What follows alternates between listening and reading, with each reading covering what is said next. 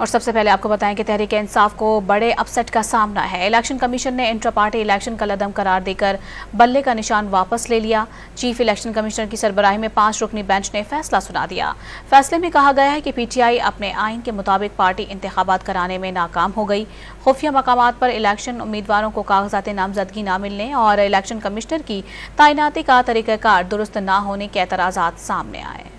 سابق حکمراں جماعت تحریک انصاف کو بڑا دھچکا۔ الیکشن کمیشن نے انٹرا پارٹی الیکشن کا لدم قرار دے کر بلے کا نشان واپس لے لیا۔ چیف الیکشن کمشنر کی سربراہی میں 5 رکنی بینچ نے فیصلہ سنا دیا۔ فیصلے کے مطابق پی ٹی آئی نے اپنے انتخابات پارٹی آئین کے مطابق نہیں کروائے۔ 5 رکنی بینچ نے پی ٹی آئی انٹرا پارٹی انتخابات کے خلاف دائر درخواستوں پر سماعت کی۔ فیصلے میں کہا گیا کہ P T I inter party انتخابات کو امیدواروں نے چیلنج کیا تھا۔ الیکشن کمیشن کے پولیٹیکل فائنینس ونگ نے بھی P T I intra party انتخابات پر اعتراضات اٹھائے۔ پی ٹی آئی کو سوال نامہ دیا گیا۔ الیکشن کمیشن کی ہدایت پر عمل نہیں کیا گیا۔ عمر ایوب کو کسی آئینی فورم نے سیکرٹری جنرل تعینات نہیں کیا۔ عمر ایوب نیاز اللہ نیازی کو چیف الیکشن کمشنر تعینات نہیں کر سکتے تھے۔ جمال انصاری کو بطور چیف الیکشن کمشنر ہٹانے کی کوئی دستاویز نہیں تھی۔ پی ٹی آئی کے 2017 میں منتخب عہدیداروں کی مدت ختم ہو چکی ہے۔ پارٹی ریکارڈ کے مطابق اسد عمر پی ٹی آئی کے سیکرٹری جنرل ہیں۔ فیصلے کے مطابق پی ٹی آئی پر اعتراض تھا کہ اس نے انتخابات خفیہ کرائے۔ خواہاں شخص نے